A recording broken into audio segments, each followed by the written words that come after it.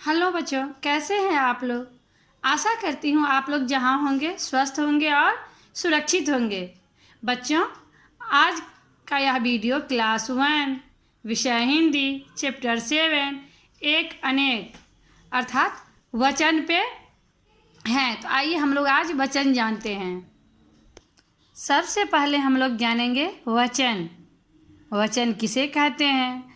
तो शब्द के जिस रूप से एक या अनेक होने का बोध हो उसे वचन कहते हैं। ये एक और अनेक क्या होता है? तो बच्चों, इस डलिया में कुछ फल रखा हुआ है। तो आइए हम लोग जानते हैं कौन सा फल कितना है। तो इस डलिया में शरीफा कितना है? 1। सेब 2 पीस है, 1 और 2, ये 2 पीस हुआ। तरबूज कितना है? इसमें तरबूज सिर्फ 1 पीस है, तो यहाँ 1 लिख देंगे। केले कितना है? तो 1 2 3, यहाँ 3 लिख देंगे। अनार कितना है? 1, यहाँ 1 लिख देंगे। आम कितना है? 1 2 3 4, आम है 4 पीस। तो बच्चों, कोई भी चीज़ जब एक से ज़्यादा होती है तो उसे अनेक कहते हैं। तो यहाँ सेब, केले और आम अनेक हैं। तो हम क्या कह सकते हैं? जिस शब्द से एक या अनेक होने का ज्ञान होता है उसे वचन कहते हैं। जिस शब्द से एक या अनेक होने का ज्ञान होता है उसे क्या कहते हैं? वचन। तो जिस शब्द से एक होने का बोध हो उसे क्या कहेंगे? एक वचन। और जिस शब्द से एक से अधिक होने का ज्ञान प्राप्त हो उसे कहेंगे बहुवचन। तो बच्चों, तो वचन किसे कहते हैं? तो शब्द के जिस रूप से एक या अनेक होने का बोध हो उसे वचन कहते हैं। बच्चों, वचन के 2 भेद होते हैं। वचन के कितने भेद होते हैं? 2। पहला होता है एक वचन और दूसरा बहुवचन। बच्चों, संस्कृत में वचन 3 होते हैं लेकिन हिंदी में 2 ही होते हैं, एक वचन और बहुवचन। एक वचन शब्द के जिस रूप से एक होने का बोध हो उसे हम एक वचन कहते हैं। यहाँ शरीफा बच्चों कितना है? 1 है, तो शरीफा क्या हो गया? एक वचन। सेब कितना है? 2 है, तो सेब तो एक वचन नहीं हुआ। तो बहुवचन किसे कहते हैं? तो शब्द के जिस रूप से एक से अधिक होने का बोध हो।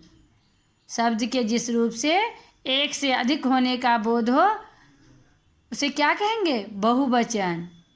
शब्द के जिस रूप से एक से अधिक होने का बोध हो उसे बहुवचन कहते हैं। तो यहाँ सेब कितना है? 2 है, ये एक से अधिक है। सेब कितना है?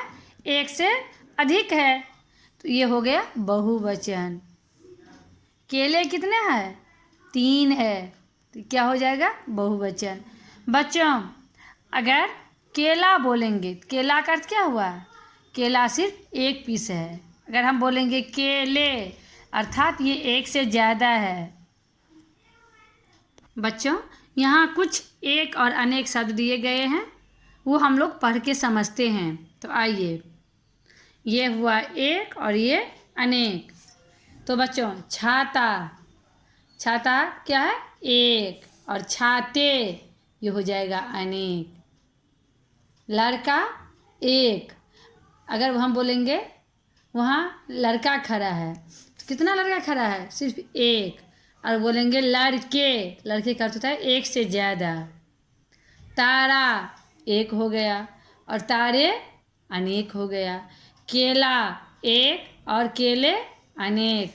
सड़क 1 और सड़कें अनेक। आँख 1, आँखें अनेक।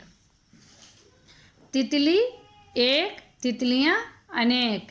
गाड़ी 1 और गाड़ियाँ अनेक। लड़की 1, लड़कियाँ अनेक।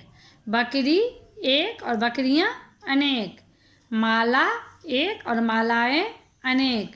कक्षा 1 और कक्षाएं अनेक। तो बच्चों आप लोग एक और अनेक समझ गए होंगे। एक का अर्थ हुआ एक वचन, अनेक का अर्थ हो गया बहुवचन।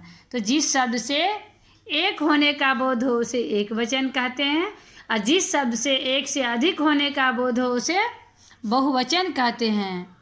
तो एक का उदाहरण क्या सब हम लोग बोलेंगे? एक वचन का उदाहरण तो छाता, लड़का, तारा, केला, सड़क, आँख। अगर पूछेंगे बहुवचन का उदाहरण लिखे तो क्या सब आप लोग लिखिएगा? तो छाते, लड़के, तारे, केले, सड़कें, आँखें। तो बच्चों आप लोग यह भी जान लीजिए, एक को अनेक में बदलना या अनेक को एक में बदलना ये वचन बदलना कहलाता है। आप लोगों को हम कुछ शब्द दे देंगे, बोलेंगे वचन बदलिए। अगर हम छाता देंगे तो उसका वचन बदलने पर क्या हो जाएगा? छाते। लड़की देंगे तो लड़कियाँ, माला देंगे तो मालाएं। बच्चों तो इस चैप्टर में हम लोग क्या सब सीखे? इस चैप्टर में हम लोग वचन सीखे। शब्द के जिस रूप से एक या एक से अधिक होने का बोध हो उसे वचन कहते हैं। वचन के दो भेद होते हैं, एक वचन और बहुवचन। शब्द के जिस रूप से एक होने का बोध हो उसे एक वचन कहते हैं, और शब्द के जिस रूप से एक से अधिक होने का पता चले उसे बहुवचन कहते हैं। एक हो गया जैसे आम, एक हो गया केला, एक। अगर हम बोलेंगे केले ये हो गया अनेक। बच्चों मैं आशा करती हूँ आप लोग ये वचन अच्छे से समझ गए होंगे। फिर मिलेंगे अगले वीडियो में, तब तक के लिए धन्यवाद।